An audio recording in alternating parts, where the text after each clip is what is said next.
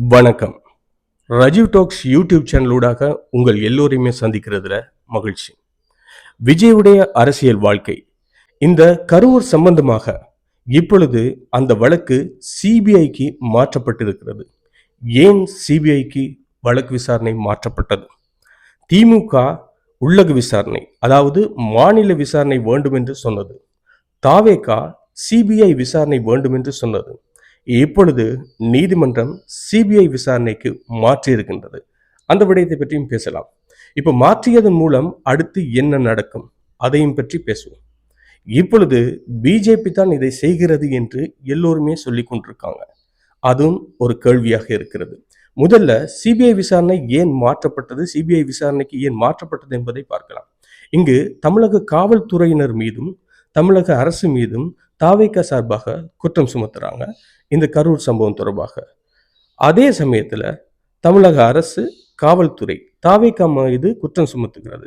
அதனால இரண்டு தரப்பும் மாநிலம் சார்ந்த இரண்டு தரப்பு இருக்கிறது.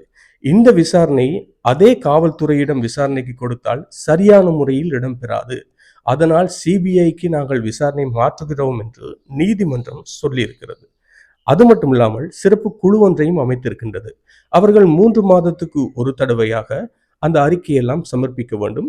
அதில் மாநிலத்தில் உள்ள யார் வேண்டாலும் அந்த சிறப்பு குழுவில் இருக்கலாம் என்றும் நீதிமன்றம் சொல்லி இருக்கின்றது. இது சரியா பிழையா என்பது ஒரு கேள்வி இருக்கு.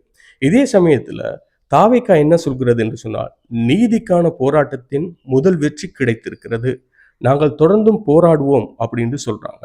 இன்னும் ஒரு விஷயத்தையும் சொல்றாங்க, என்ன தெரியுமா? டிஎம்கேக்கு மிகப்பெரிய தோல்வி, அதாவது ஆட்சியில் இருக்கும் அரசாங்கத்துக்கு மிகப்பெரிய தோல்வி, எங்களுக்கு வெற்றி அப்படின்னு சொல்றாங்க. இதெல்லாம் வெற்றி தோல்வி எல்லாம் கிடையாது, நீதிமன்றம் எடுத்த முடிவு அப்படின்னு இன்னொரு பக்கம் சொல்றாங்க. சரி, இந்த விசாரணை என்ன நடைபெறும்? பொதுவாகவே இப்பொழுது மாநில ரீதியாக விசாரணை எல்லாம் இடம்பெற்றது. அப்படி விசாரணை எல்லாம் இடம்பெறும் பொழுது முதல்ல இருந்து என்ன நடந்தது, எப்படி நடந்தது, இந்த விசாரணை எல்லாம் நடத்தினாங்க. ஆனா சிபிஐக்கு விசாரணை மாற்றப்பட்ட பிறகு முதல்ல இருந்து விசாரணை ஆரம்பிக்க வேண்டியிருக்கின்றது.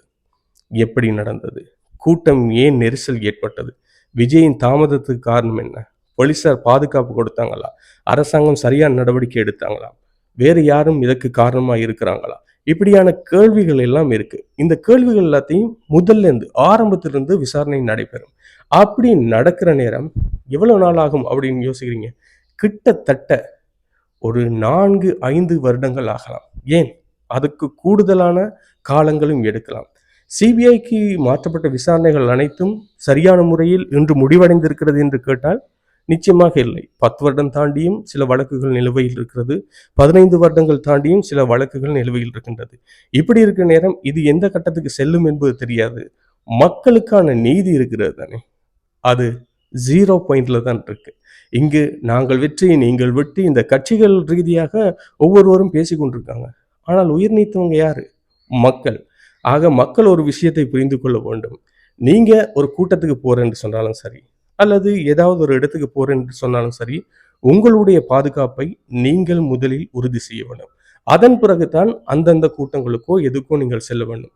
அடுத்து இப்ப சிபிஐ விசாரணை ஏற்படுத்த பின்பு இது பிஜேபி தான் செய்தது, அதிமுக பிஜேபி கூட்டணி ஒன்று சேரப் போகிறது, இதில் விஜயும் இணைய போகிறார் என்று எல்லோருமே சொல்றாங்க. விஜய் இணைந்தால் மட்டும்தான் அவருடைய அரசியல் வாழ்க்கை நிலைக்கும், அந்த அளவுக்கு விஜயுடைய கழுத்தை பிடிச்சிட்டாங்க அப்படி என்று நிறைய பேர் சொல்றாங்க. விஜய் ஏற்கனவே சொல்லியிருந்தார், இல்ல நான் தனியாகத்தான் போட்டியிட போறேன், என்னுடன் யாராவது கூட்டணி சேரலாம் அப்படின்னு சொல்லியிருந்தார். பாஜகவை மிகப்பெரிய அளவுல விமர்சனம் செய்து கொண்டிருக்கிறார். ஆனால் அதிமுகவை மிகப்பெரிய அளவுல அவர் விமர்சனம் செய்தது கிடையாது, அப்படியே டச் பண்ணிட்டு போயிடுவாரு அப்படின்னு சொல்லாமே. இப்ப அடுத்த தேர்தல் அடுத்த வருடம் நடைபெற இருக்கின்றது. இந்த டிசம்பருக்குள் விஜய் ஒரு முடிவை எடுப்பார் என்று சொல்றாங்க. நிச்சயமாக கூட்டணி சேர்வார் அப்படின்னு சொல்றாங்க. ஆனால் கூட்டணி சேர்ந்தால் மாற்று என்று விஜய் வந்திருக்கின்றார், மாற்று என்று தான் மேடைகளிலே பேசி இருக்கின்றார்.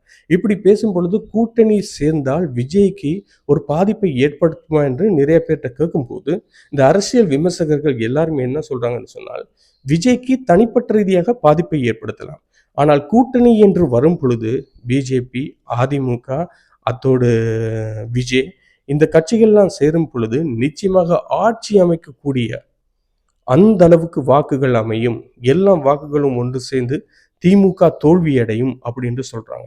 இன்னொரு பக்கம் திமுகவுக்கு இது மிகப்பெரிய ஒரு இழப்பு அல்லது தோல்வி. இந்த தோல்வியை அவர்கள் எப்படி சந்திக்க போறாங்க என்பது தெரியாது. ஆனா இந்த தோல்வியிலிருந்து அவர்கள் மீண்டு எழுவாங்க என்று சொல்றாங்க. இப்ப இந்த சிபிஐ விசாரணையை வைத்துதான் விஜயை பிஜேபி காய் நகர்த்துவதாக சொல்லியிருக்காங்க. எப்படியாவது தங்கள் பக்கம் எடுக்க வேண்டும். விஜய் தாங்கள் சொல்வதுபடி கேட்காவிட்டால் விஜய் மீது நடவடிக்கை எடுக்கக்கூடிய வாய்ப்பு கூட இருப்பதாக சொல்லியிருக்கிறாங்க. இன்னொரு பக்கம் சரி, விஜய் கூட்டணிக்கு சேர்ந்தால் யார் முதலமைச்சர் ஆகிறது? எடப்பாடி அவர்கள் நிச்சயமாக விட்டு கொடுக்க போறது கிடையாது. விஜய் அவர்களும் விட்டு கொடுக்க போறது கிடையாது. ஆனால் துணை முதலமைச்சர் ஆகிறதுக்கு வாய்ப்பு இருக்கு. எத்தனை சீட் எடுப்பாங்க என்பது இனிமேல் தான் தெரியும். அவர்கள் கூட்டணி சேர்ந்தால், நான் சொல்றேன் சரியா, கூட்டணி சேர்றதுக்கு முதல் கிடையாது. ஆனாலும் இந்த நிகழ்வெல்லாம் பார்க்கிற நேரம் இறுதியில் பாதிப்படைந்து நிற்கிறது மக்கள். அவர்கள் இறந்ததை வைத்துக்கொண்டு அதிலும் ஒரு அரசியல் நடக்குது.